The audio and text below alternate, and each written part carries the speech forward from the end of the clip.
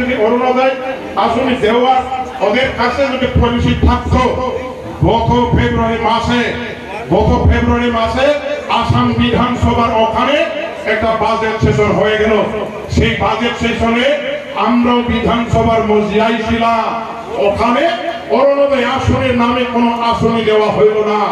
ওখানে অরুণোদয় আসনের জন্য কত হাজার কোটি টাকা দেওয়া হবে, কত হাজার জন মহিলাদেরকে দেওয়া হবে, সেই বিষয়টা নিয়ে আলোচনা বিলোচনা চর্চা হয়েছিলই না।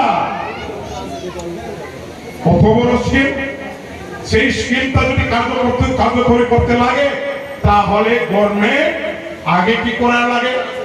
গভর্নমেন্ট থেকে আগে কি করে ওরা করে কি, যে আমরা প্রত্যেক এখন এমএলএ সমষ্টিগুলোতে 10,000 করিয়া অরুণোদয় আসনে দেওয়ার জন্য আমরা সিদ্ধান্ত নিয়ে নিলাম।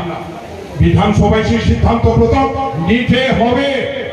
তারপর 126টা এমএলএ শক্তি আছে সারা আসামে, 10,000 করে যদি দেওয়া হয়, তাহলে 126টা আর 10,000 করে হিসাব করলে কয় হাজারটা অরুণোদয় আসনে দেওয়া হয়, সেই তার হিসাবে আসাম বিধানসভায় একটা বাজেট করতে হবে।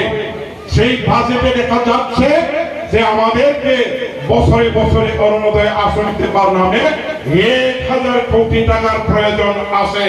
তাহলে এই বাজেট সেশনে অরুণোদয় আসনে দেওয়ার নামে প্রথম কি করতে হবে?